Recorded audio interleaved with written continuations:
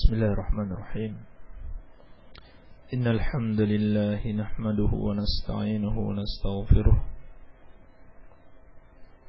wa na'udzu billahi min shururi anfusina wa sayyiati a'malina.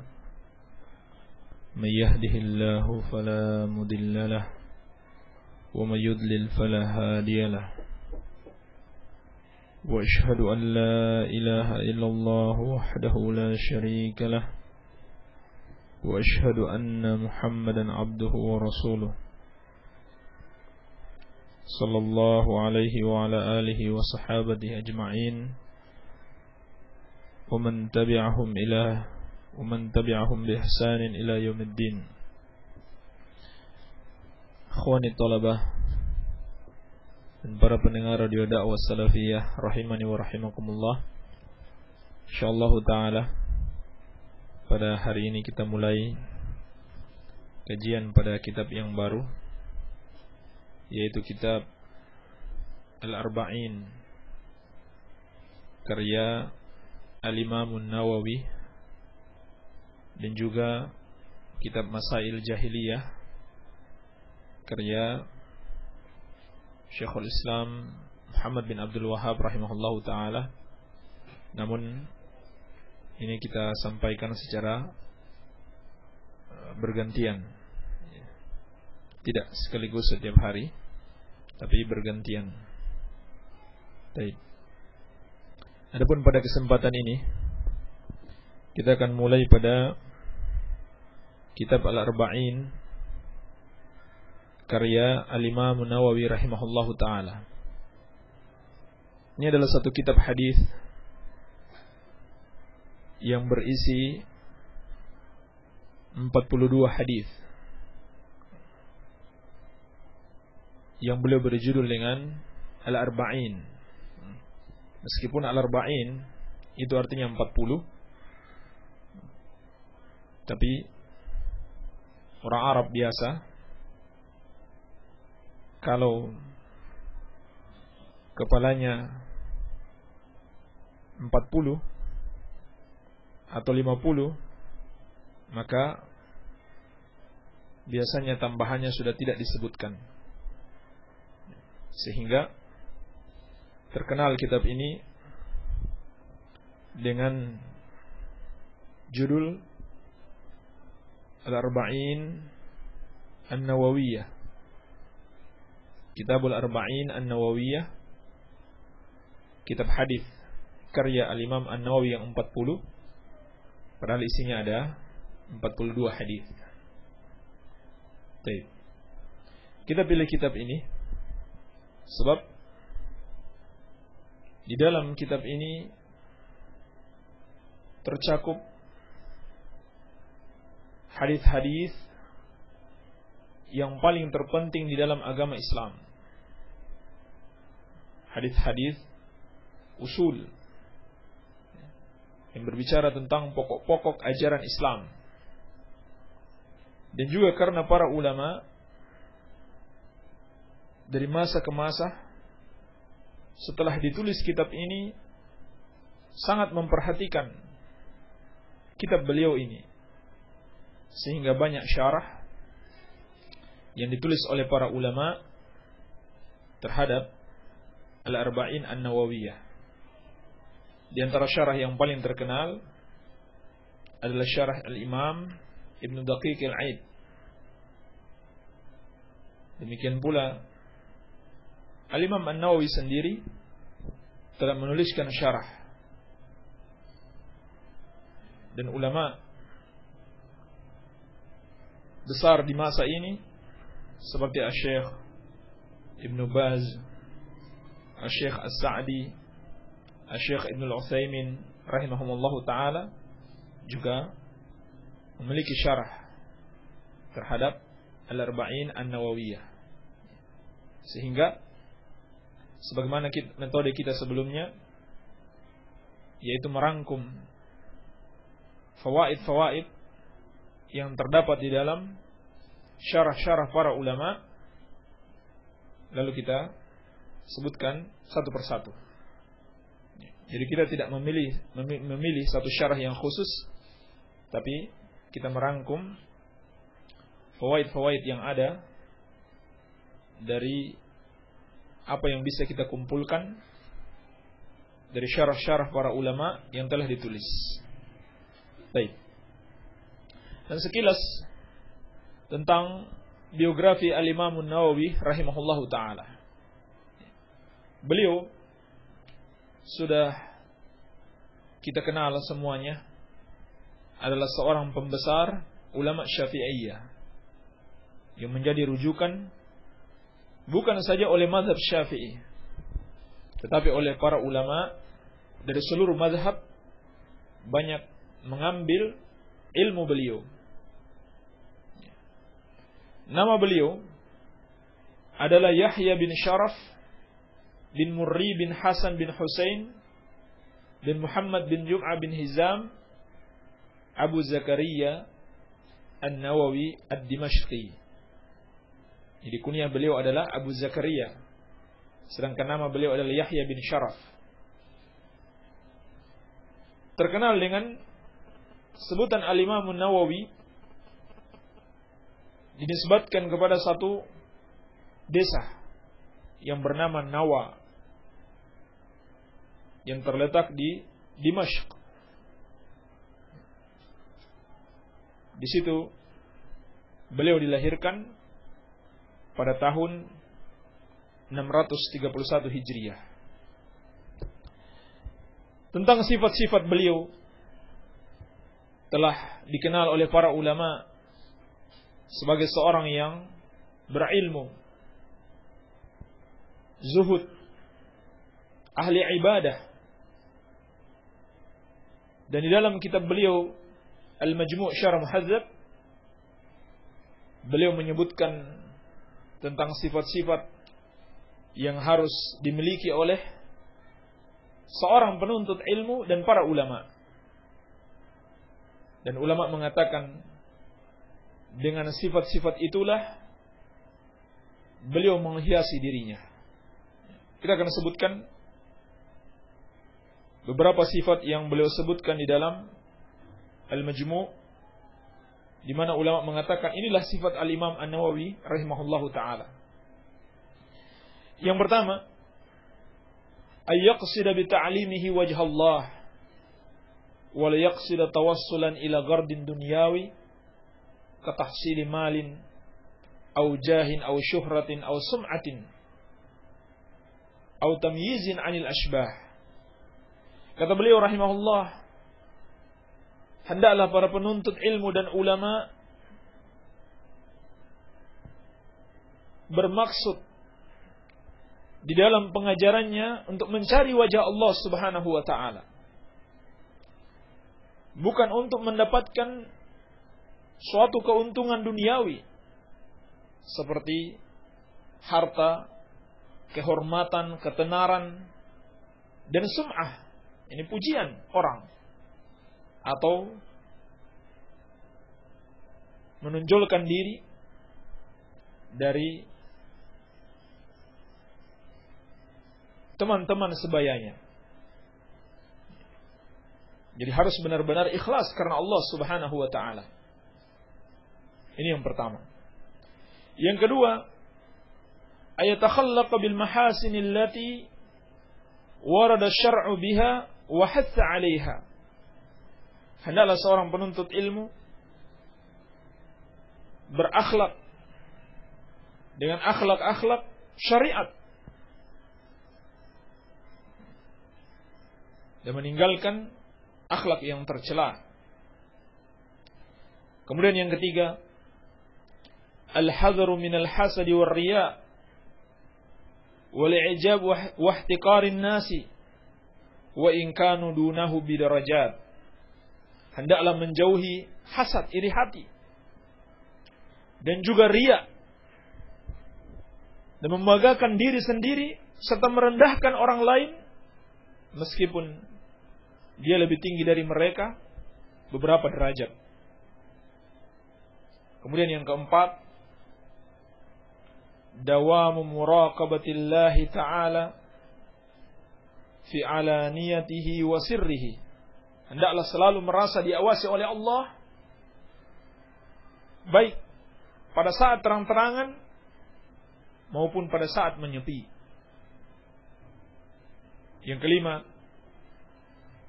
ayastamirra mujtahidan fil ishtighal bil ilmi. Hendaklah seorang penuntut ilmu selalu rajin menyibukkan diri dengan ilmu, qira'atan wa iqra'an, baik membaca sendiri maupun membacakan kepada masyayikh, wa mutala'atan wa ta'liqan, menelaah dan menta'liq, wa mubahatsatan, dan melakukan pembahasan, wa mudzakarah wa tasnifan.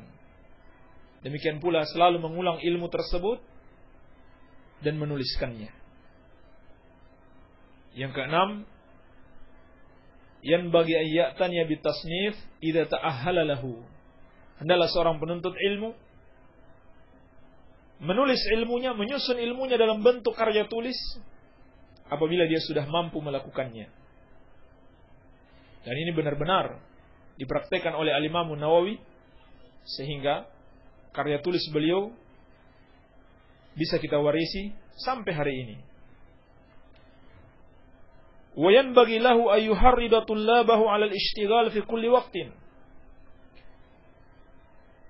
Dan sepatutnya bagi seorang pengajar untuk menyibukkan atau mendorong para pelajar untuk menyibukkan diri dengan ilmu pada setiap waktu.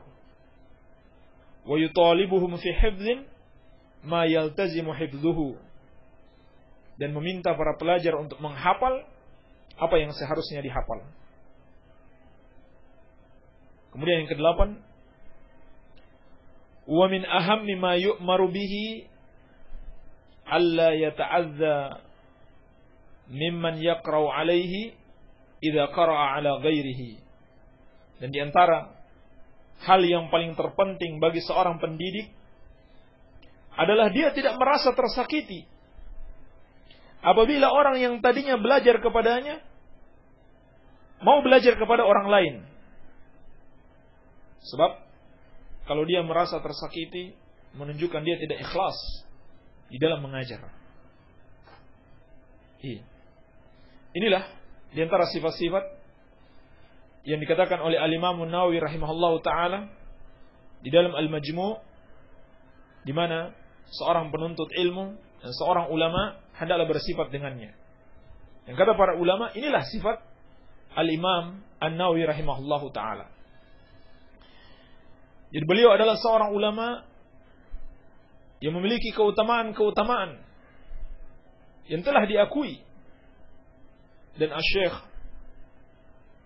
Muhammad bin Shalih Al-Utsaimin rahimahullahu taala dalam muqaddimah beliau secara khusus mengatakan bahwasannya yang zahir, yang nampak, bahwa Al-Imam An-Nawawi rahimahullahu taala adalah seorang hafidh yang ikhlas di dalam dakwah beliau. Sehingga hari ini kita dapati tulisan-tulisan beliau itu begitu tersebar. Di antaranya kitab yang sangat terkenal yang diterima oleh umat, yaitu kitab Riyadhus Shalihin. Kitab Riyadhus Shalihin karya Al-Imam Nawawi rahimahullahu taala diambil manfaatnya oleh banyak sekali kaum muslimin, menunjukkan keikhlasan beliau di dalam menulis kitab-kitabnya. Sebab Allah Subhanahu wa taala tidak akan memberikan kepada umat ini suatu penerimaan terhadap karya para ulama kecuali hal itu ditulis dengan ikhlas. Ini menunjukkan keutamaan Al-Imam An-Nawawi rahimahullahu taala. Namun bersamaan dengan itu, sebagaimana manusia yang lainnya, sebagaimana ulama yang lainnya yang juga memiliki kesalahan. Oleh karenanya, Sebagaimana pula kita menyikapi ulama yang lainnya, apabila dia benar, sesuai dengan Al-Quran dan As-Sunnah, kita ikuti.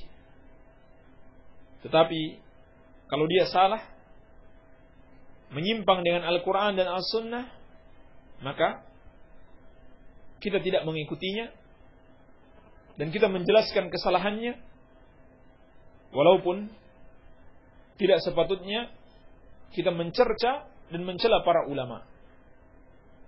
Iya. Di antara kesalahan beliau yang dikritik oleh para ulama yang lainnya adalah ketergelinciran beliau dalam akidah al-asma' wa sifat, yaitu mengikuti manhaj ahlu ta'wil, dan itu seperti yang dikatakan Syekh Al-Utsaimin rahimahullah ta'ala adalah ketergelinciran yang tidak disengaja. Tapi tetap saja kita jelaskan kesalahannya agar jangan kita terjerumus ke dalam kesalahan tersebut, atau yang sampai umat mengikuti kesalahan itu. Di antara kesalahan beliau dalam masalah asma wa sifat, beliau mentakwil sifat Allah istiwa dengan istila. Mentakwil firman Allah Ar-Rahman 'alal 'arsy istawa, Allah yang Rahman beristiwa di atas arsy, ditakwil dengan istaula, berkuasa di atas arsy. Namun bukan berarti beliau mengingkari istawa, cuma dia mentakwilnya. Dan ini seperti kata para ulama termasuk ketergelinciran yang tidak disengaja. Terlebih di zaman beliau banyak sekali ahlul bid'ah yang mengaku-ngaku ahlus sunnah, sehingga bukan cuma orang-orang awam yang terpengaruh, bahkan di antara para ulama ada yang terpengaruh dengan sebagian akidah ahlul bid'ah, karena mereka menamakan akidah menyimpang mereka dengan akidah ahlus sunnah wal jamaah. Adapun ahlus sunnah wal jamaah meyakini Allah subhanahu wa ta'ala beristiwa di atas arsy. Seperti kata Imam Malik rahimahullahu ta'ala, al-istiwa'u ma'lumun wal kaifu majhulun wal imanu bihi wajibun was su'alu anhu bid'ah. Al-istiwa ma'lumun, diketahui maknanya. Tetapi bagaimana bentuknya Allah beristiwa, itu tidak kita ketahui. Mengimaninya adalah wajib. Jadi kita diperintahkan untuk mengimaninya, bukan mentakwilnya. Mempertanyakannya adalah kebid'ahan. Inilah akidah Ahlus Sunnah wal Jamaah. Baik. Ini sekilas tentang biografi Al-Imam Yahya bin Syaraf Abu Zakaria An-Nawawi rahimahullahu ta'ala. Iya. Kita masuk pada muqaddimah Al-Imam An-Nawawi pada kitab beliau Al-Arba'in. Qala al-muallif rahimahullahu ta'ala, alhamdulillahi rabbil alamin, qayyumis samawati wal aradin, mudabbiril khalaqi ajma'in. Segala puji bagi Allah, Rabb semesta alam, yang mengatur langit dan bumi dan mengatur seluruh makhluknya. Ba'ithir rusuli salawatullahi wa salamuhu alaihim ilal mukallafin. Dialah yang mengutus rasul-rasulnya, semoga salawat Allah dan salamnya kepada mereka. Dia utus rasulnya kepada seluruh mukallafin, seluruh orang-orang yang diberikan taklif, pembebanan syariat. Dan telah pernah kita bahas dalam pelajaran fikih, lafaz mukallaf ini kurang tepat, sebab tidak ada sesuatu yang memberatkan di dalam syariat. Sebagaimana firman Allah, la yukallifullahu nafsan illa wus'aha. Allah tidak membebani seseorang kecuali dengan kemampuannya, kecuali sesuai dengan kemampuannya. Andaikan dikatakan ilal muslimin, maka itu lebih tepat. Atau ilal nasi jami'an. Lihidayatihim wa bayani syara'i'id din. Allah utus para rasul untuk memberikan hidayah kepada mereka dan menjelaskan syariat-syariat agama. Biddalailil qat'iyyah wa wadihatil barahin. Dengan dalil-dalil yang qat'i, yang jelas, dan bukti-bukti yang kuat, yang nampak jelas. Ahmaduhu ala jami'i ni'amihi. Aku memuji Allah atas semua nikmat-nikmatnya. Wa as'aluhu al-mazida min fadlihi wa karamihi. Dan aku mohon kepadanya tambahan dari keutamaan dan dari kemuliaannya. Wa ashhadu an la ilaha illallahul wahidul qahhar al-karimul ghaffar.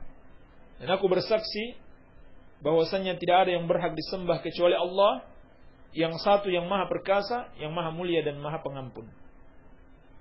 Wa asyhadu anna sayyidana Muhammadan abduhu wa rasuluh.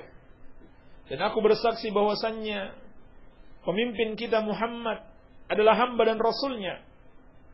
Wa habibahu wa khalilah. Dan kekasih Allah Subhanahu wa taala. Afdalul makhluqin. Makhluk yang paling mulia. Adapun perkataan beliau wa habibuhu adalah kurang tepat kalau disifatkan kepada Rasulullah sallallahu alaihi wasallam. Yang benar adalah perkataan beliau selanjutnya, yaitu khaliluh. Sebab khalil lebih tinggi dari habib. Dan di antara para nabi hanya dua yang dijadikan khalil oleh Allah Subhanahu wa taala, yaitu Nabi Ibrahim alaihissalam dan Nabi Muhammad sallallahu alaihi wasallam. Sehingga kalau dikatakan habib, maka turun derajat beliau. Al-mukarram bil Qur'anil aziz, al-mu'jizatil mustamirra ala ta'aqubis sinin. Yang dimuliakan, nabi yang dimuliakan dengan Quran yang mulia, mukjizat yang selalu berkesinambungan sampai hari ini. Wa bisunanil mustanira lil mustarsyidin. Demikian pula dia dimuliakan dengan sunnah yang menerangi orang-orang yang mau mengambil jalan yang selamat, jalan yang lurus. Al-makhsus bijawami'il kalim wa samahatid din, di mana beliau sallallahu alaihi wasallam diberikan kekhususan dengan jawami'ul kalim, yaitu kalimat-kalimat yang ringkas namun bermakna luas. Wa samahatid din, dan agama yang penuh dengan kelapangan. Salawatullahi wassalamu alaihi wa ala sairin nabiyyin wal mursalin wa ali kullin wa sairis salihin. Semoga salawat Allah dan salamnya tercurahkan kepada beliau dan kepada seluruh nabi dan mursalin dan pengikut setiap para nabi tersebut dan seluruh orang-orang saleh. Ini salawat, pujian dan salawat dari Al-Imam Nawawi rahimahullahu taala pada muqaddimah kitab Al-Arba'in. Kemudian beliau berkata, amma ba'd, faqad ruwina an Ali bin Abi Thalib wa Abdullah bin Mas'ud wa Mu'adz bin Jabal wa Abi Darda wa Ibn Umar wa Ibn Abbas wa Anas bin Malik wa Abi Hurairah wa Abi Sa'id Al-Khudri radhiyallahu taala anhum min turuqin katsirat bi riwayatin mutanawwi'at anna Rasulullah sallallahu alaihi wasallam qala. Telah diriwayatkan kepada kami dari sejumlah sahabat yang beliau sebutkan tadi dengan jalan-jalan yang sangat banyak sekali dalam bentuk periwayatan yang berbeda-beda bahwasanya Rasulullah sallallahu alaihi wasallam bersabda, "Man hafidha ala ummati 40 haditsan min amri diniha, ba'athahu Allahu yaumal qiyamati fi zamratil fuqaha'i wal ulama." Barang siapa yang menghafal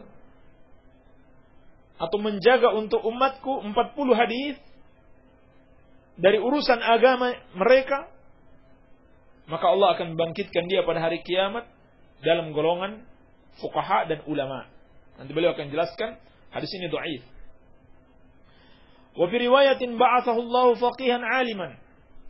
Dalam riwayat yang lain Allah akan bangkitkan dia sebagai seorang yang faqih dan alim.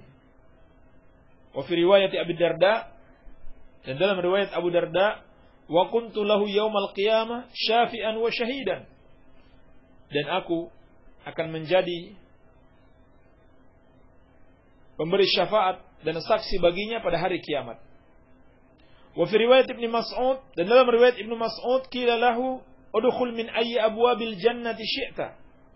Akan dikatakan kepadanya, ini kepada orang yang menghafal 40 hadis untuk umat Nabi sallallahu alaihi wasallam, masuklah dari pintu mana saja yang engkau kehendaki. Wa fi riwayat Ibnu Umar, dan dalam riwayat Ibnu Umar, kutiba fi zamratil ulama, akan dituliskan pada kumpulan para ulama, wa husyira fi zamratis syuhada, dan akan dibangkitkan dalam kumpulan para syuhada. Lalu kata beliau, wattafaqal huffaz ala annahu haditsun dhaif wa in kathurat turukuhu.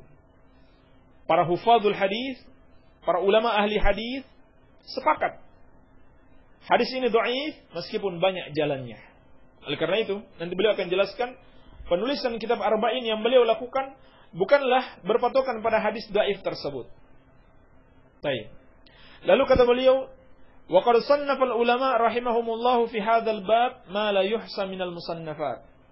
Para ulama telah menulis pada bab ini, yakni 40 hadis yang tidak bisa dihitung lagi dari karya-karya mereka. Fa awwalu man alimtuhu sannafa fihi Abdullah bin al-Mubarak. Yang pertama aku tahu menulisnya adalah Abdullah bin Mubarak. Summa Muhammad bin Aslam Atusi al-alim ar-Rabbani. Summa al-Hasan bin Sufyan an-Nasa'i. Wa Abu Bakar al-Ajuri. Wa Abu Bakar Muhammad bin Ibrahim al-Asfahani.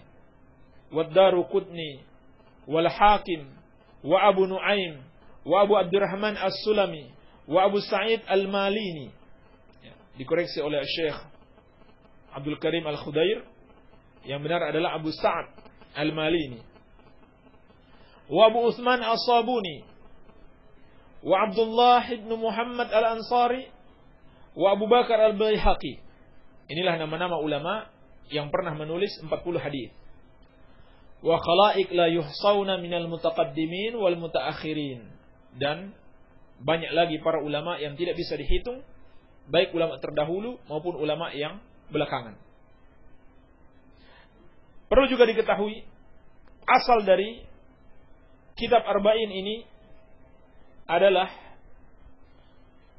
suatu penyampaian yang disampaikan oleh Al-Imam Abu Amr ibn Salah, juga salah seorang muhaddis dari kalangan ulama Syafi'iyah. Beliau menyampaikan 26 hadis yang beliau beri judul Al-Ahadits Al-Kulliyah. Ini yang mencakup permasalahan-permasalahan yang penting dalam agama. Lalu dari situlah disempurnakan oleh Al-Imam Nawawi menjadi 42 hadis. Awalnya hanya 26 hadis.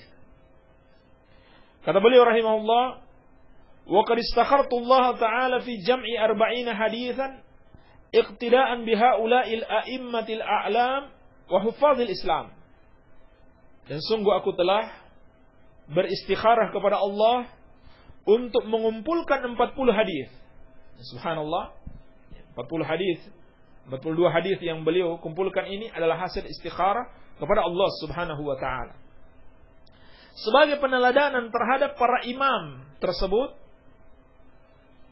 dan para hufadzul Islam, para penjaga-penjaga Islam tersebut. Ini para ulama hufal. Baik. Wa qad ittafaqa al-ulama ala jawazil amal bil hadits ad-dha'if fi fadail a'mal.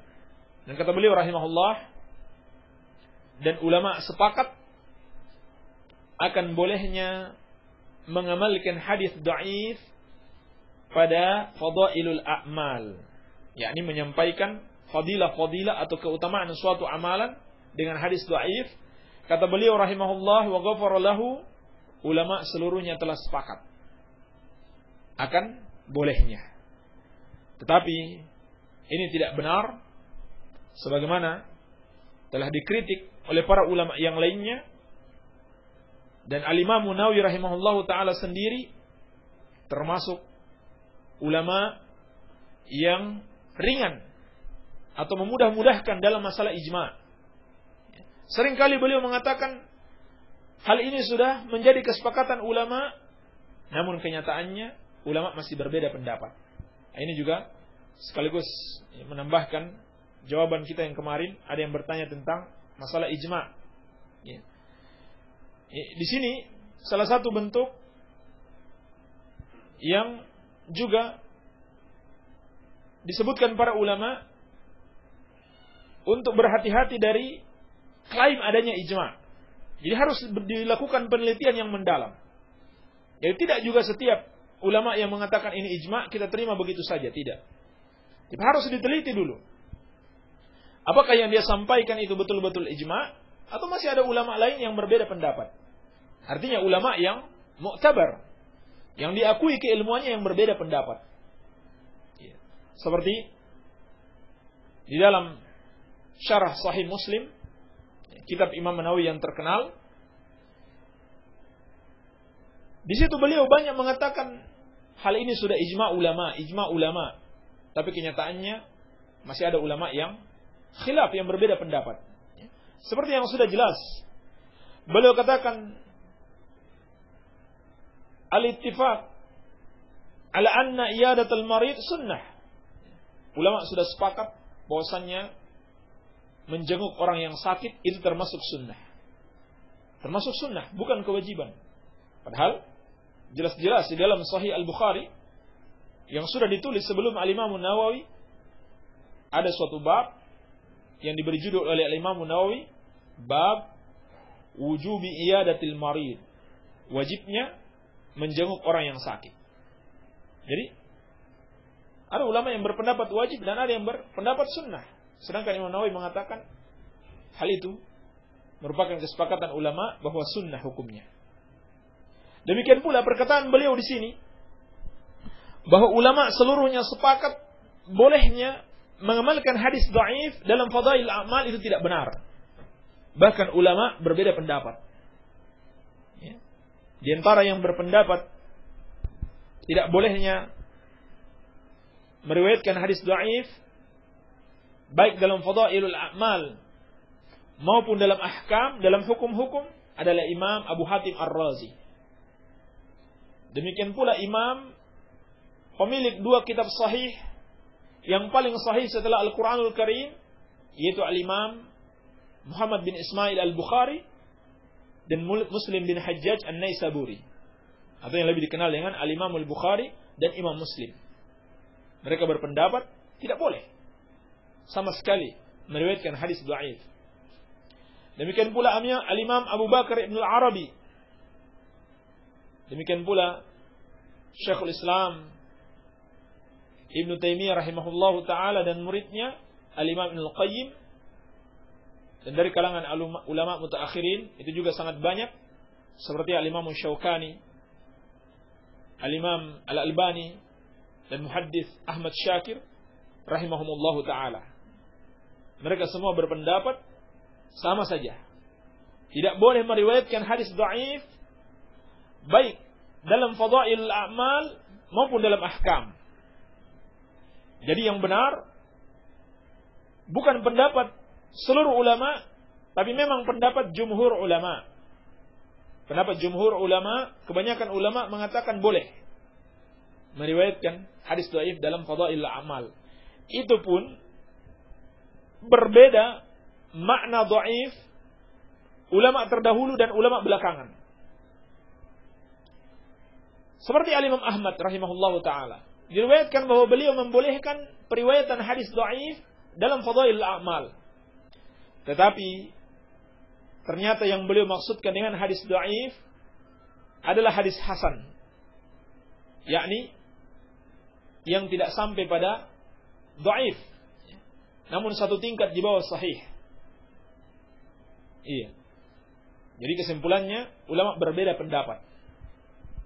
Bersamaan dengan itu, ulama yang mengatakan bolehnya mengamalkan hadis dhaif, termasuk Imam Nawawi, demikian pula Al-Hafidz Ibnu Hajar, demikian pula Al-Hafidz Ibnu Hajar Al-Haytami, dan ulama mu'asirin yang seperti Syekh bin Baz, Syekh Shalih Al-Utsaimin, Syekh Shalih Al-Fauzan, itu termasuk yang membolehkan mengamalkan hadis dhaif pada fadail a'mal, tetapi dengan syarat.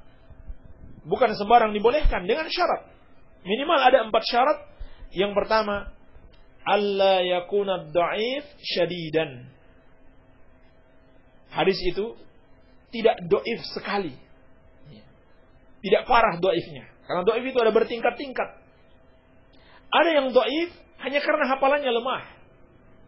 Dan ada yang dhaif karena ada pendusta di situ. Maka kalau sudah seperti ini tidak bisa lagi digunakan.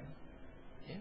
Kalau sudah ada perawi pendusta di situ, hadisnya sudah dhaifnya berat, tidak bisa lagi digunakan untuk baik pada fadailul ahmal, apalagi pada ahkam.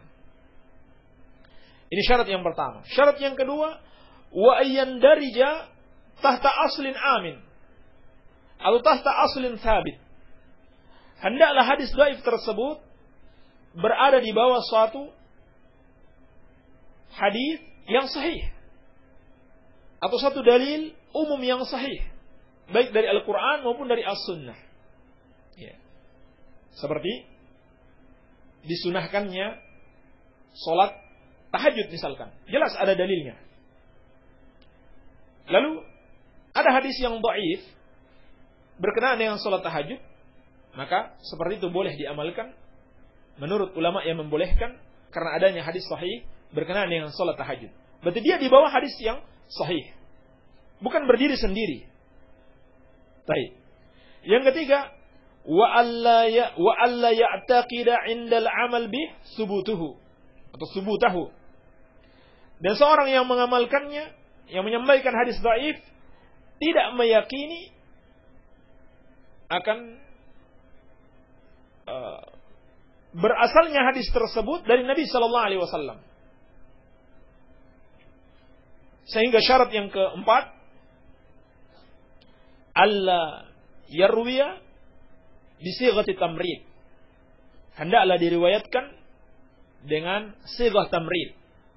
Yakni tidak dijazamkan bahwa ini sabda Nabi sallallahu alaihi wasallam. Tidak boleh. Tidak boleh dijazamkan, yakni dipastikan ini sabda Nabi sallallahu alaihi wasallam. Ya, seperti dengan mengatakan diriwayatkan Nabi sallallahu alaihi wasallam bersabda. Tidak boleh dengan pasti Nabi sallallahu alaihi wasallam berkata. Tidak. Tetapi diriwayatkan. Ini tidak jelas siapa yang meriwayatkan. Sebagai isyarat bahwa hadis itu dhaif. Baik. Sebab adanya ancaman-ancaman yang keras dari Nabi sallallahu alaihi wasallam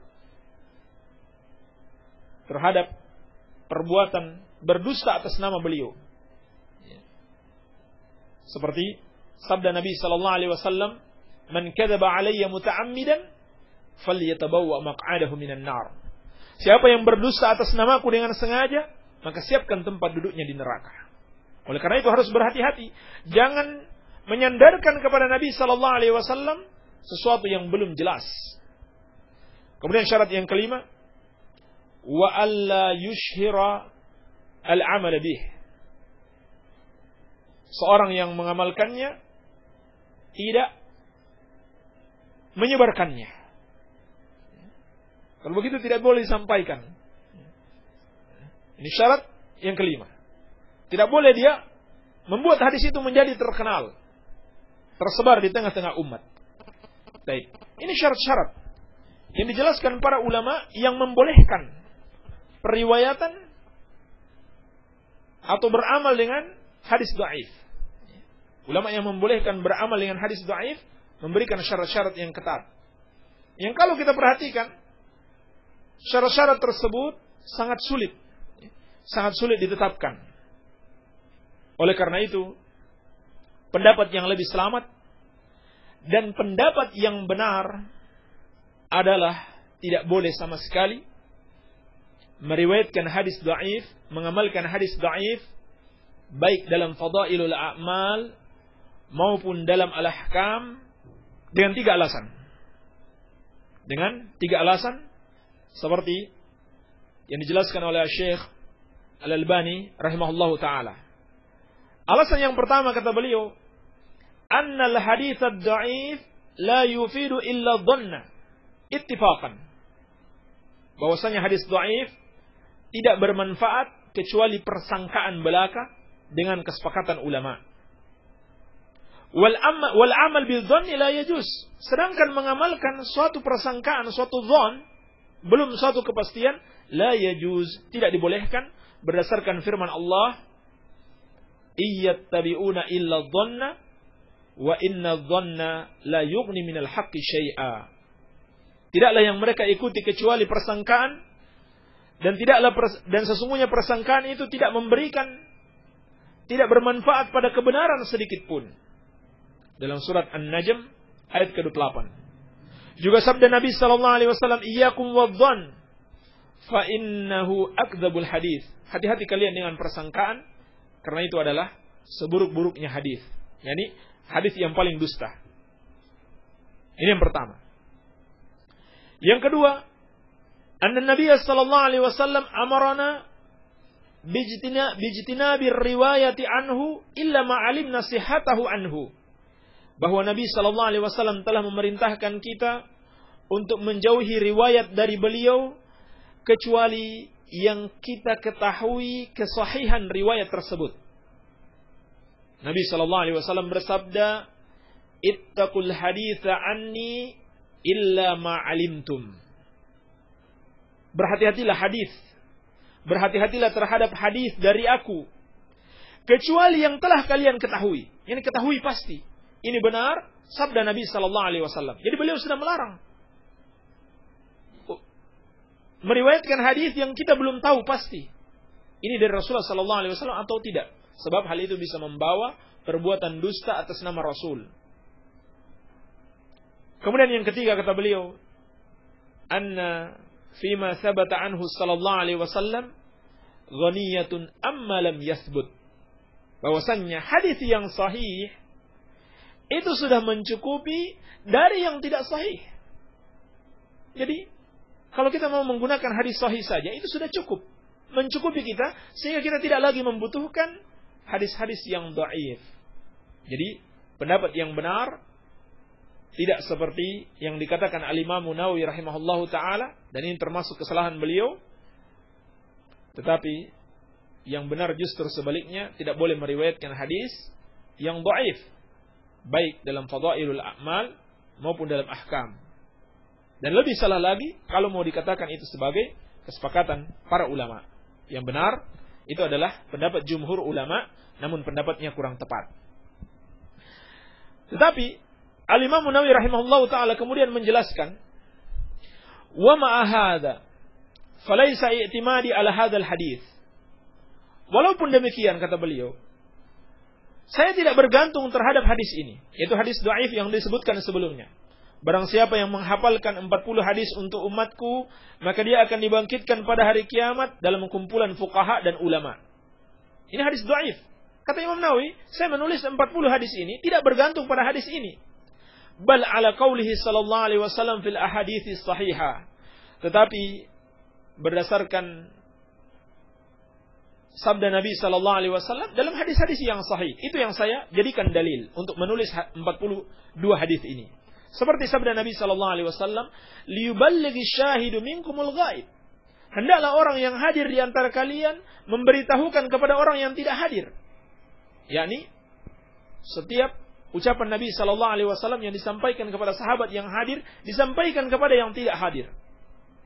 Wa qauluhu sallallahu alaihi wasallam, Wa qaulihi sallallahu alaihi wasallam, demikian pula sabda Nabi sallallahu alaihi wasallam, naddarallahu ra'an sami'a maqalati fawa'aha fa'addaha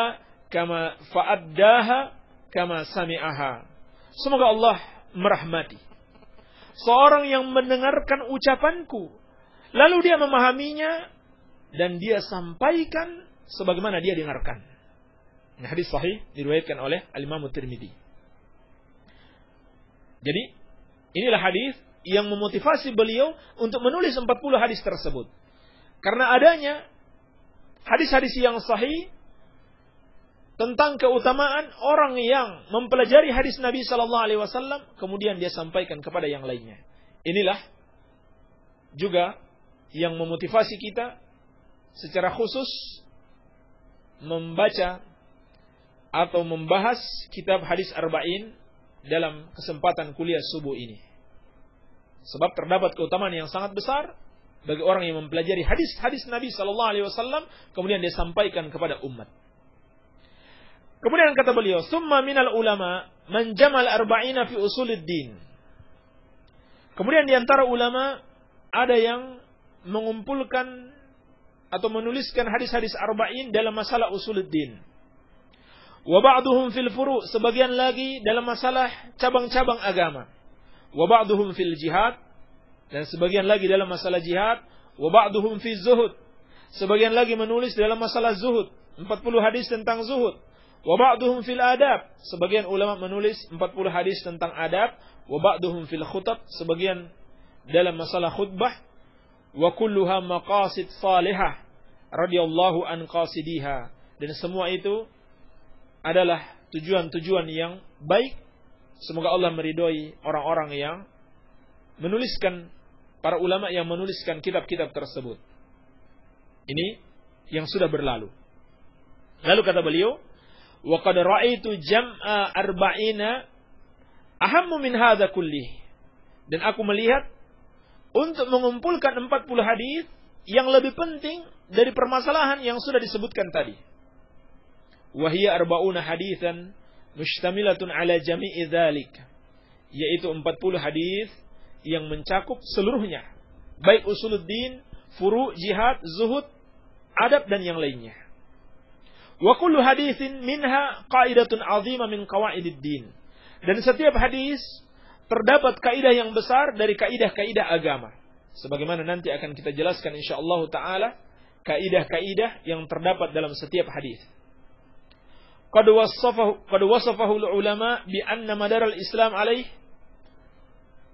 aw huwa nisful Islam aw thuluthuhu aw nahwu dzalik.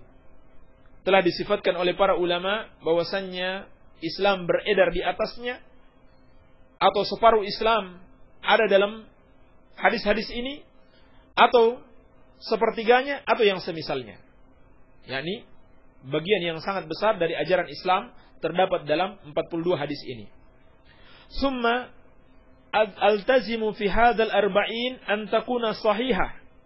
Kemudian aku hanya menyebutkan di dalam arba'in ini hadis-hadis yang sahih. Wa mu'dhamuha fi sahihai al-Bukhari wa Muslim, dan kebanyakannya berada dalam sahih al-Bukhari dan Muslim. Walaupun kenyataannya ada dua hadis yang dikritik oleh Syekh Al-Albani dan beliau dhaifkan, sebagaimana nanti akan kita jelaskan pada pembahasan hadisnya insyaallah taala. Hanya ada dua dari 42 hadis tersebut. Wa adhkuruha mahdhufatal asanid liyashula hifdhuha.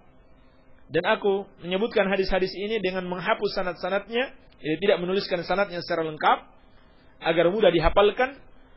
Wa ya'ummal intifa'u biha, dan agar merata dimanfaatkan oleh kaum muslimin insyaallah taala. Summa udbi'uha bibabin fi dabti khafi alfadhiha. Kemudian aku ikutkan dengan suatu bab untuk memastikan lafaz-lafaznya yang belum jelas. Wa yanbaghi likulli raghibin fil akhirah. Kemudian terakhir beliau menasihatkan, dan sudah sepatutnya bagi seorang yang mengharapkan kehidupan akhirat, an ya'rifa hadhil ahadits, untuk mengetahui hadis-hadis ini, limashtamalat alaihi minal muhimmat, karena kandungan permasalahan penting yang ada dalam hadis-hadis tersebut.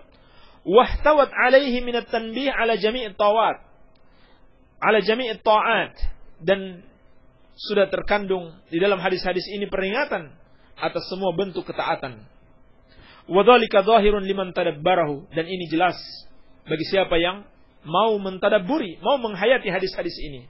Wa 'alallahi i'timadi, dan hanya kepada Allah aku bergantung. Wa ilaihi tafwidi wa istinadi, dan hanya kepada Allah aku serahkan segala urusan. Walahul hamdu wa ni'ma, dan milik Allah segala pujian dan nikmat. Wabihi taufiq wal ismah, dan Allah yang memberikan taufik dan penjagaan dari dosa-dosa. Alhamdulillah, inilah muqaddimah Al-Imam An-Nawawi rahimahullahu taala beserta ta'liq atau komentar dari para ulama atas muqaddimah tersebut. Semoga ada manfaatnya. Wabillahi taufiq walhamdulillahi rabbil alamin. Alhamdulillah, demikian tadi muqaddimah kitab hadis Al-Arba'in karya Imam An-Nawawi. Sebagaimana tadi telah disampaikan oleh Al-Ustaz, bahwasanya kita akan membahas kitab ini dan juga akan secara bergantian dengan Masail Jahiliyah karya Syekhul Islam Muhammad bin Abdul Wahhab rahimahullah. Dan sekarang kita masuki sesi tanya jawab. Dan sebagai informasi kepada para pendengar radio dakwah salafiyah, banyak sekali pertanyaan yang telah masuk, dan alhamdulillah ini ada penanya dari Bumi Ayu Brebes ya, alhamdulillah sampai Bumi Ayu Brebes, insyaallah.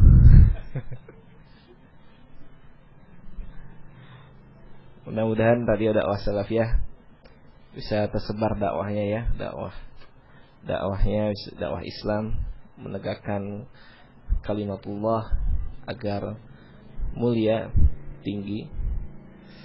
Insyaallah mudah-mudahan tersebar. Bagi para pendengar radio dakwah salafiyah yang ingin bertanya atau ada yang ingin ditanyakan berkaitan dengan penjelasan maupun permasalahan agama lainnya, silahkan saja kirimkan pertanyaannya melalui SMS ke nomor 085353020304. Sekali lagi saya sebutkan, bagi yang mau bertanya silahkan kirimkan saja pertanyaannya melalui SMS ke nomor 085353020304. Dan yang tidak memiliki alat komunikasi silahkan kirimkan saja melalui surat ke alamat Radio Dakwah Salafiyah, Mahad An-Nur Al-Athari, Jalan Papringan, Dusun Kedung Kendal, Desa Sindang Sari, Kecamatan Banjarsari, Kabupaten Ciamis. Demikian mungkin informasinya. Yang mau datang ke Mahad secara langsung untuk konsultasi dengan asatid Mahad An-Nur, silahkan. Kami senang dengan senang hati menyambut kedatangan antum semua. Tapi mungkin langsung saja kepada Al-Ustaz untuk memberikan penjelasan terhadap pertanyaan yang telah masuk. Bismillahirrahmanirrahim. Wassalatu wassalamu ala Rasulillah. Ketika Nabi Isa alaihissalam turun ke bumi, apakah beliau menikah dan berapa jumlah istrinya? Apakah mayoritas atau banyak para nabi dan rasul berpoligami atau sebagian kecil? Ana tidak tahu, wallahu alam. Yang pasti siapa yang mau berpoligami silahkan berpoligami, karena hal itu dibolehkan di dalam syariat, tidak boleh mencela syariat, tidak boleh membenci syariat. Kalau ada yang tidak melaksanakan poligami dengan benar sebagaimana petunjuk Nabi sallallahu alaihi wasallam, maka yang dicela adalah orangnya, bukan syariatnya. Jika ada lelaki yang mampu adil dan kaya tapi tidak berpoligami, apakah dia pengecut atau penakut karena dia tidak mengamalkan sunnah para nabi dan rasul alaihi wassalam? Tidak ada dalil yang menunjukkan bahwa dia pengecut atau penakut. Hanya saja ada ucapan Syekh bin Baz rahimahullahu taala dan juga ucapan Syekhuna Syekh Saleh As-Suhaimi hafizahullahu taala, pengajar di Masjid Nabawi. Laki-laki yang tidak poligami itu memang penakut. Ya. Baik. Apa hukum melakukan adzan? Apakah sampai derajat makruh? Kalau sampai memanjangkan yang melebihi matnya, minimal hukumnya makruh. Tapi kalau sampai merubah makna, seperti Allahu Akbar, A-nya dipanjangkan. Tadinya bermakna Allah Maha Besar, sekarang bermakna apakah Allah Maha Besar? Ini kekufuran, karena keraguan. Apakah Allah Maha Besar? Baik. Ini azannya tidak sah dan hukumnya haram kalau sampai merubah makna. Orang yang marah murka kepada musuh ketika di medan jihad, medan perang fisabilillah, apakah boleh termasuk sunnah? Termasuk kewajiban marah murka terhadap siapa yang dimurkai oleh Allah Subhanahu wa taala, sebagaimana wajib mencintai siapa yang dicintai oleh Allah. Bagaimana hukumnya mendatangi para wali 9 berziarah sedang berniat untuk mendoakannya? Oh, ini udah kemarin ya, sudah dijawab kemarin. Apa hukumnya mengikuti turnamen, contohnya sepak bola, yang dimana kalau kita mau ikutan harus punya tim dan seragam dan mendaftar dengan sejumlah uang untuk memperebutkan juara dengan imbalan hadiah.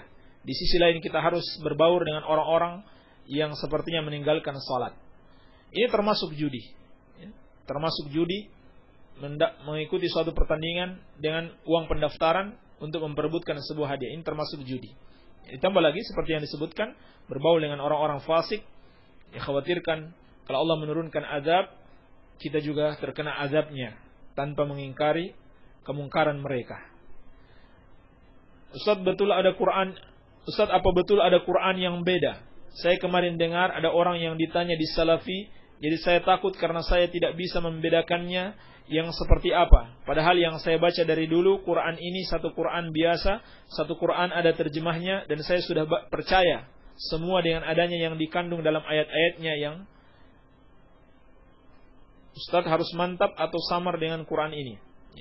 Tidak ada Quran yang beda. Yang ditanyakan kemarin adalah sangkaan saja, bahwa Quran yang ada yang dari Madinah itu katanya beda dengan cetakan Indonesia. Yang beda cuma sekedar tata letaknya saja. Ya, seperti mungkin awal surat Ali Imran misalkan di halaman sekian, tetapi di cetakan yang lain awal surat Ali Imran di halaman lain, tapi isinya sama.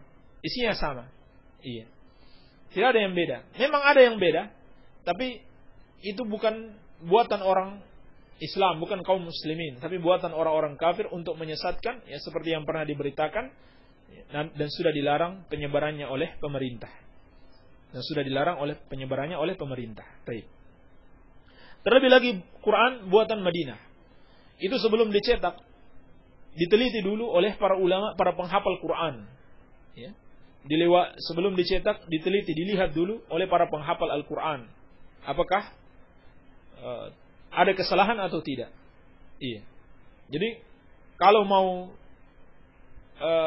kita perkirakan ada kemungkinan salah, yang lebih besar kemungkinan salah adalah cetakan di Indonesia. Ya, adalah cetakan di Indonesia dibanding cetakan yang dari Makkah dan Madinah. Gimana cara baca Al-Fatihah dalam salat berjamaah, salat saat jadi makmum pada imam yang dijaharkan bacaannya? Pendapat yang paling kuat dalam hal ini, seperti disebutkan As-San'ani dalam As-Subul, adalah mengikuti setiap ayat. Jadi setelah imam membaca Alhamdulillahirabbil alamin, makmum menyusul membaca Alhamdulillahirabbil alamin dan seterusnya. Apa dibolehkan anak laki-laki kami salat berjamaah dengan orang yang kadang masih melakukan kesyirikan? Karena anak tinggal di lingkungan yang tidak sefikrah. Syukran dari Ummu Husain di Lakbok. Tidak boleh berjamaah dengan pelaku kesyirikan. Kalau hanya bid'ah yang tidak sampai pada kesyirikan masih boleh. Tapi kalau sudah kesyirikan tidak dibolehkan, seperti yang difatwakan oleh Syekh bin Baz rahimahullahu taala. Apa syah? Enggak. Syah apa enggak? Ketika seorang non-muslim mau menjadi mu'allaf, tidak disaksikan kiai. Ketika masuk jadi mu'allaf, terima kasih Wahyudin Sukajadi, sah. Tanpa ada yang menyaksikan, sah. Dengan syarat dia mengucapkan syahadat tersebut, dia pahami maknanya, dia yakini dan dia amalkan. Itu saja. Gimana dengan orang muslim yang suka menjelek-jelekan agama sendiri tapi membanggakan agama lain? Gimana hukumnya? Hukumnya adalah kekafiran. hukumnya adalah kekafiran. Berdasarkan firman Allah, "Abillahi wa ayatihi wa rasulihi kuntum tastahzi'un la ta'tadiru qad kafartum ba'da imanikum." Apakah dengan Allah, dengan Rasulnya, dan dengan ayat-ayatnya kalian memperolok-olok, kalian menghinakan, kalian merendahkan? Tidak usah kalian minta maaf, tidak usah kalian mencari-cari alasan, kalian telah kafir setelah kalian beriman. Mau tanya Ustaz, bagaimana kalau kita minta izin kepada pemerintah untuk menghancurkan kuburan tempat kesyirikan di Indonesia? Boleh saja. Hanya saja yang memiliki kekuatan itu adalah pemerintah. Sehingga tidak ada perlawanan dari orang-orang yang memuja kuburan tersebut.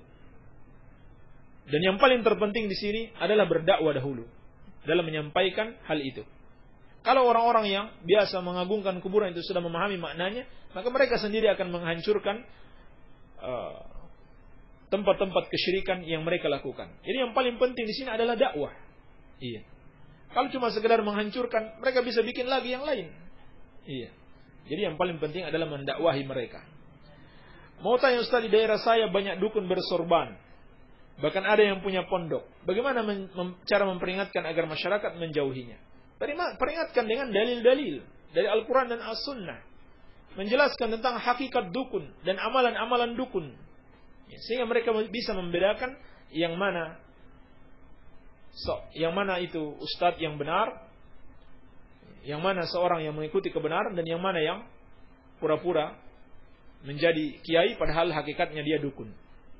Ustaz, saya Heri di Cilacap, saya mau tanya, apakah mengucapkan aku tidak akan menggauli kamu lagi, apakah itu termasuk talak? Apakah saya harus ijab kabul lagi? Ucapan seperti ini yang bisa mengandung makna talak atau tidak harus disertai niat. Jadi ucapan talak itu ada dua bentuk, ada yang sharih, ada yang kinayah. Kalau yang sharih jelas, yang tegas, misalnya saya talak kamu, nah, itu sudah tidak bisa diartikan lain, maka jatuh talaknya walaupun dia main-main. Hal ini termasuk perkara yang dalam syariat tidak boleh main-main. Iya. Adapun ucapan kinayah yang masih mengandung maksud lain, maka itu disyaratkan harus dengan maksud, yakni harus dengan niat. Ya. Seperti ucapan, saya tidak akan menggauli kamu lagi, saya tidak mau melihat kamu, saya pulanglah ke rumah orang tuamu. Ya. Ini harus disertai dengan niat. Kalau disertai dengan niat mencerai, maka jatuh talaknya. Dalilnya hadits Bukhari dari Aisyah radhiyallahu anha. Ada seorang wanita yang diperistri oleh Nabi sallallahu alaihi wasallam. Lalu ketika Nabi sallallahu alaihi wasallam mendekatinya, dia mengatakan, "A'udzubillahi minka." Aku berlindung kepada Allah darimu. Lalu Nabi sallallahu alaihi wasallam bersabda kepadanya, "Laqad uzti bi'azimin." Engkau telah meminta perlindungan kepada Allah yang Maha Agung. "Ilhaqi bi ahlik." Pulanglah ke keluargamu. Nabi sallallahu alaihi wasallam menceraikannya. Tapi sebaliknya, ada ucapan yang sama diucapkan oleh seorang sahabat, tetapi beliau tidak bermaksud untuk mencerainya. Yaitu pada kisah Ka'ab bin Malik dalam riwayat Bukhari Muslim, ketika Nabi sallallahu alaihi wasallam menghukum dia karena tidak mengikuti jihad dengan tidak boleh menggauli istrinya dan harus berpisah untuk sementara waktu. Maka dia katakan kepada istrinya, "Ilhaqi bi ahlik." Pulanglah ke rumah keluargamu. "Fatakuni indahum." Engkau tinggal dulu bersama mereka hatta yaqdiyallahu fi hadzal amr, sampai Allah memutuskan perkara ini. Dan beliau tidak bermaksud menceraikan, maka tidak jatuh talaknya. Jadi kesimpulannya, ucapan ini kalau tidak disertai niat menceraikan, maka tidak jatuh talaknya. Baik. Tapi kalau disertai niat, maka jatuh talaknya. Kalau belum sampai 3 kali talak, baru talak pertama dan kedua, tidak perlu ijab kabul lagi. Selama belum melewati 3 kali masa haid, tidak perlu ijab kabul lagi. Langsung saja ketika mereka berbaikan, atau bahkan ketika mereka berhubungan suami istri, itu sudah masuk dalam rujuk. Ya. Kecuali kalau sudah sampai 3 kali, maka tidak boleh lagi mereka rujuk sampai si wanita ini pernah menikah lagi dengan laki-laki yang lain. Semoga Allah tetap memberi keteguhan kepada kru RDS untuk mendakwahkan tauhid dan sunnah Rasul sallallahu alaihi wasallam. Amin. Di negeri ini sangat dikenal kuburan keramat. Pertanyaan, apakah istilah kuburan keramat itu ada dalam Islam? Tidak ada dalam Islam. Tidak ada istilah kuburan keramat dalam Islam. Bagaimana hukum ziarah kubur? Kenapa di negara Arab ziarah kubur tidak berlaku? Ziarah kubur berlaku di mana saja. Hanya saja ada negeri yang ziarah kuburnya banyak kebid'ahan. Hukumnya ziarah kubur itu sunnah. Tetapi banyak sekali sudah tercampur dengan kebid'ahan, bahkan kesyirikan. Ziarah kubur yang benar itu hanya ada dua saja bentuknya. Pertama, tujuannya untuk mengingat kematian. Dan kedua, mendoakan orang-orang yang sudah meninggal dunia. Bukan kita berdoa kepada Allah di sisi kubur tersebut, apalagi sampai berdoa kepada penghuni kubur itu. Ustaz mau bertanya, bolehkah baca istifta satu kali dalam salat sunnah yang banyak rakaatnya? Boleh saja, sebab istifta hukumnya sunnah, namun yang paling afdal dibaca ya, setiap kali, setiap salam mau salat lagi, salat yang baru dibaca lagi. Pak Ustaz mengatakan bahwa kalau sudah tingkatan ma'rifat boleh maksiat. Mau menjelaskan apa contohnya? Ini bukan perkataan saya ya. Saya hanya mencontohkan perkataan yang salah, bahkan kekafiran. Ini termasuk kekafiran orang-orang sufi.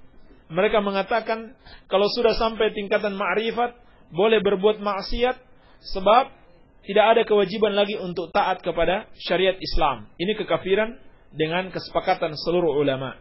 Iya. Ya seperti perzinahan, minum khamar. Ya, di antara sufi diriwayatkan ada yang berzina, ada yang minum khamar. Bahkan ada yang berhubungan antara sesama jenis. Dan mereka katakan dia sudah wali. Kalian tidak tahu apa maksud ucapannya. Ya, seperti klaim mereka. Kalau pimpinan mereka melakukan suatu kesalahan, maka mereka akan membela. Dia sudah tingkatan wali, dia sudah ma'rifat. Kalian belum sampai di situ, maka jangan menyalahkan. Ini ucapan-ucapan mereka. Ustaz, bacaan la ilaha illallah anta subhanaka wa bihamdika dan seterusnya di dalam salat taubat setelah baca Fatihah. Ini tidak ada dalilnya. Tidak ada dalilnya ucapan tersebut. Salat taubat sama dengan salat yang lain. Salat taubat sama dengan salat yang lain caranya. Usulan mohon waktu untuk tanya jawab setelah kuliah subuh diperpanjang karena terkadang si penanya esok harinya berhalangan sehingga belum sempat dengar penjelasan dari Al-Ustaz padahal dia waktu itu butuh jawaban. Ya. Kita pertimbangkan, namun untuk sementara ini belum bisa, sebab setelah pelajaran kita ini ada pelajaran Ustadz Khatib dan Ustadz yang lainnya ya, di ma'had kita ini. Baik. Adapun yang sudah bertanya dan merasa jawabannya terlewati, silakan diberitahukan, ya mungkin kita jawab via SMS saja. Seekor burung dalam sangkar dikasih makan dan minum, tapi tanpa ada jodohnya, jantan betina. Apakah itu termasuk menyiksa burung? Kalau terbukti menyiksa burung, maka tidak dibolehkan. Bagaimana hukum pakai jas dan dasi? Pakai jas tidak ada masalah, tapi pakai dasi telah difatwakan para ulama itu adalah bentuk tasyabbuh kepada orang-orang kafir. Memasukkan baju ke dalam celana seperti anak-anak sekolah dan para pegawai kantor dan lain-lain. Kalau dia bisa membentuk auratnya, yaitu bokongnya, yakni nampak lekuk-lekuk auratnya, maka ini hukumnya haram. Aurat itu harus ditutup, tidak boleh dilihat, demikian pula lekuk-lekuk tubuhnya. Pak Ustadz, saya Sarif di kawasan mau bertanya, kalau kita mengaji berhadap-hadapan dengan perempuan, apa kita mendapatkan dosa? Mendapatkan dosa, sebab Allah memerintahkan antara laki-laki dan wanita harus ada hijab. Wa idza sa'altumuhunna mata'an fas'aluhunna min wara'i hijab. Dzalikum atharu liqulubikum wa qulubihinna. Kalau kamu ada keperluan pada istri-istri Nabi, dikatakan kepada para sahabat, kalau kamu ada keperluan pada istri-istri Nabi, maka mintalah dari balik hijab, karena yang hal itu lebih suci bagi hati kalian dan hati mereka. Perhatikan, ini diperintahkan kepada sahabat dan istri-istri Nabi agar hati mereka semakin suci, apalagi dengan kita yang keimanan kita jauh di bawah para sahabat dan istri-istri Nabi sallallahu alaihi wasallam. Ustaz, di sini ada orang wafat siang lalu malamnya diharuskan tahlil. maksudnya 7 orang sampai 7 malam. Setelah nanti 40 hari buat tahlil lagi, 100 hari tahlil lagi. Yang saya tanyakan, keadaan seperti itu benar atau tidak? Ini tidak benar, ini termasuk bid'ah, dan ini termasuk ajaran Hindu Buddha. Ada seorang Hindu yang masuk Islam dan dia katakan ini ajaran Hindu. Iya, bukan ajaran Islam. Ini termasuk bid'ah, mengada-ngada di dalam agama dan memberatkan orang yang meninggal dunia, keluarga yang meninggal dunia tersebut, dan termasuk bentuk meratapi mayit. Saya diding di Cikupa, saya mau tanya, apakah dosa orang yang melihat aurat dan memperlihatkan aurat itu sama? Yang lebih besar dosanya adalah yang memperlihatkan aurat, sebab dia yang menyebabkan orang lain berbuat dosa. Dia mendapatkan dosanya sendiri dan dia juga menanggung dosa orang lain tanpa mengurangi dosa orang yang lainnya. Ustaz yang dimuliakan, yang semoga dimuliakan Allah, apa hukumnya memberi nama Anjumi Zuhuri untuk sebuah kamar pelajar atau santri? Apakah itu bid'ah? Apa artinya Anjumi Zuhuri? Saya tidak tahu artinya. Mungkin bisa lebih diperjelas lagi. Ustaz punya hajat khitanan anaknya ditumpahkan kuda diiringi dengan drum band. Jaraknya cukup jauh. Setelah sampai ke tempat khitanan, anak diturunkan dari kudanya lalu disuruh baca ayat Al-Quran, disebut khataman, dilihat dan didengar oleh para tamu undangannya sambil menikmati hidangan yang sudah disediakan. Yang kutanya, Ustaz, acara seperti ini apa ada tuntunan dari Rasul sallallahu alaihi wasallam? Sepertinya kok banyak sekali yang melakukan, Ustaz. Tidak ada tuntunannya. Tidak ada tuntunannya dari Rasulullah sallallahu alaihi wasallam. Orang yang terpaksa dalam menjalankan ibadah karena takut ingat siksa neraka, apakah itu termasuk ikhlas?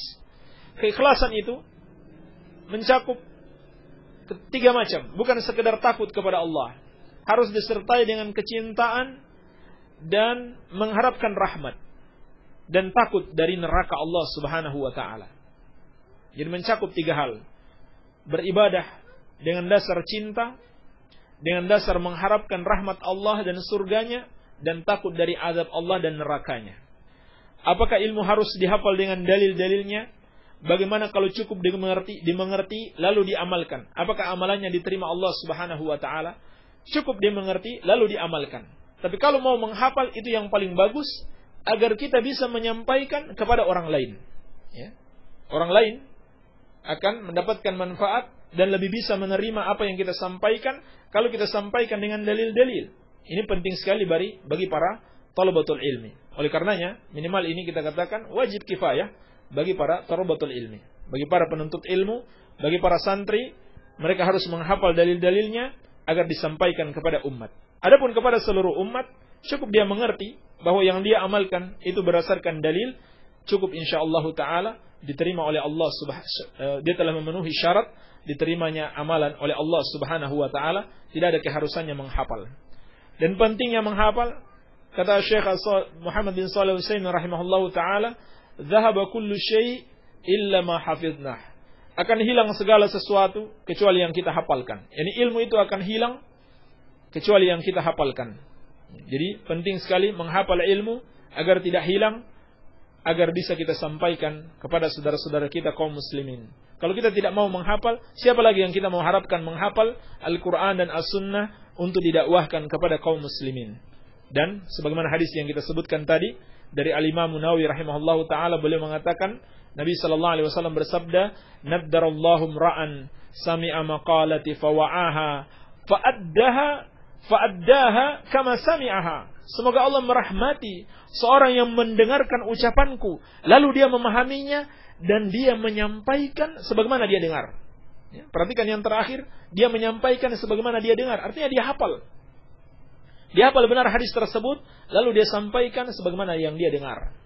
Iya. Jadi penting sekali menghafalkan dalil-dalil Al-Quran dan As-Sunnah untuk kita sampaikan kepada saudara-saudara kita kaum muslimin. Sehingga hilang kebiasaan buruk sebagian kaum muslimin, ibadah itu, beragama itu hanya sekedar ikut-ikutan. Apa saja yang dikatakan oleh pemuka-pemuka agama tanpa mau mengetahui apakah yang mereka katakan itu berdasarkan dalil dari Al-Quran dan As-Sunnah atau tidak. Jadi ini akan berdampak baik bagi masyarakat apabila ada yang menghafalkan Al-Quran dan As-Sunnah sehingga terbiasa. Di dalam mengamalkan harus benar-benar berdasarkan dalil Al-Quran dan As-Sunnah. Dan yang paling minimal, kalau tidak bisa dihafal di dalam dada, dihafalkan tempat-tempatnya dalam Al-Quran. Ini surat apa, ayat berapa, dan hadis-hadisnya. Kalau ada kitabnya kita tahu. Kapan kita butuhkan, kita bisa buka, kita tunjukkan ini hadisnya. Ya. Sehingga kata para ulama, menghafal itu ada dua bentuk, hifdzus sadr dan hifdzu kitabin. Baik, inilah yang bisa kita sampaikan. Semoga ada manfaatnya. Lebih dan kurangnya saya mohon maaf.